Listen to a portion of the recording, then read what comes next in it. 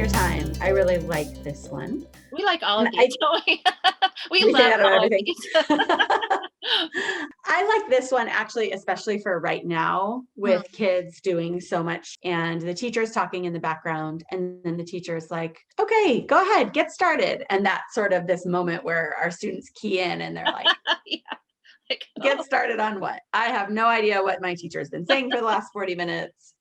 And the time is just gone. Suddenly an hour has flown by and they have no result for that hour. They have no recollection of where that hour is gone. So this one is just a good way. And I think it's really helpful for parents too, if you can get your kids to just very briefly fill out each of these sections. And then you can review with them at the end of the day, like, well, what did you do in your English class? And what were you supposed to do in your English class? So it's a good way to sort of focus them in during their class periods on what actually is happening. And then do just a little bit of forward thinking on what they need to do later. For example, they would just write the class title and the date and then what I did. And it doesn't need to be a ton of detail, but just a couple quick notes about what happened in class. Did they work with a group?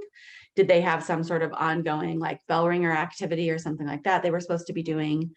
Things like that. I have some kids that use this section for like actual class notes. So like if they're taking notes in history, this is where they're writing some notes rather than in a separate notebook. They'll use this, or you can just use it for quick summaries of what's going on. I really love this a lot too, because it primes your brain to think with, like you said, with those future glasses. At the end of this class, you should actually be thinking about what you did and what you need to do.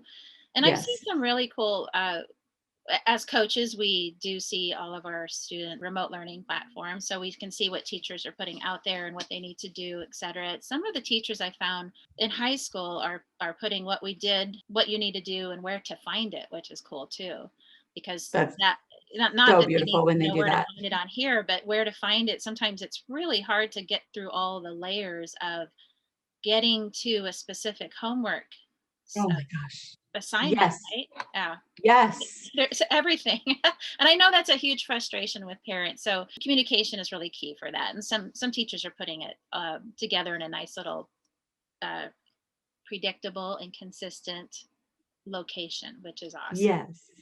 If a kid has this printed out and sitting next to their computer, it's just a good way for them to know that instead of getting on their meeting and just passively sitting there and just letting words wash over them, it just primes them to know, I'm going to write a couple things down and I'm going to be cognizant of where my brain is and where my time is going during this 40 minutes or hour or whatever it is. Yeah, I love